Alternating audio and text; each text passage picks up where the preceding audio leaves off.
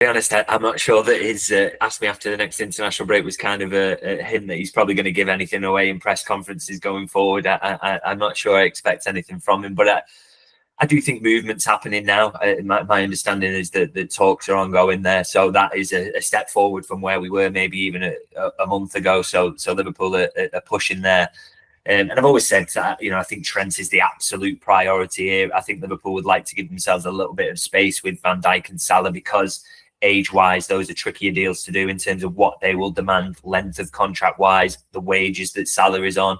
That 350 grand a week is an awful lot, isn't it? So that adds to how difficult that decision is.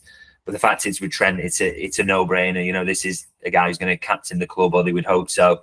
A local lad, the best in the world in his position, or depending on whether you rate him or not, he's surely top 5 at least. So it's absolutely that one has to get done, and it's a tricky situation they find themselves in, not entirely of their own making as well. When for example, when Jurgen's leaving and knows he's leaving, he can't promise to these players he's going to be around, and therefore they should sign deals. So that throws things up in the air and makes things difficult. But the situation is what it is. Richard Hughes knows what he's inherited, and I think the bare minimum for me really is to get 2 of these signed down, and one of those has to absolutely be Trent Alexander-Arnold. So it's a tricky situation, but I think we are more progressed than we were, say, a month ago or so. And now the clock's ticking till January comes around, and I think that's that feels like a little bit of a deadline to get things done, particularly with Real Madrid sniffing around Trent. I think 2 out of the 3 is an absolute minimum, and then you see what you can do in terms of, can you find a compromise? I mean, I agree on Salah as well. I think it's not just, it's maybe not even to characterize him as the one they can afford to lose, because I mean, in terms of output and goals and assists, I mean, he's going to be Liverpool's top scorer again this season, surely. Like he always is, and he probably would be next season if he was still around. So he's vital really in terms of what they do.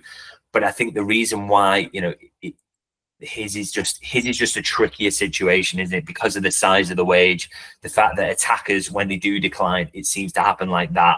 And that's just a massive concern. And if he's saying, well, look, I could go and get a 3-year deal in Saudi at this kind of money, I don't want a 2-year deal, or I don't want a 1-year deal, and that's all Liverpool are giving me. That is difficult. And again, I can see Liverpool's side of things, because, there is a possibility that decline comes from nowhere, that the numbers sort of drop off. His feel, and you do not want to be paying him for what he's done. You want to pay him for what he's doing, and it's just there's just an inherent risk with him, which I don't feel with, obviously with Trent, whose peak years are ahead of him, but similarly with Van Dijk, who I just think because he's a centre back, he can play longer.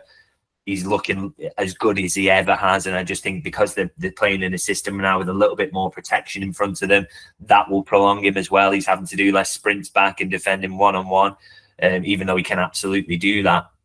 So and he's obviously, Van Dijk as well is on lesser wages than Salah, but quite significant difference there as well. So I just think the Trent and the Van Dijk ones are easier to do, but obviously the ideal situation is to sign up all 3. But I see that as tricky, but I do think that 2 of the 3 is the minimum they should be aiming for.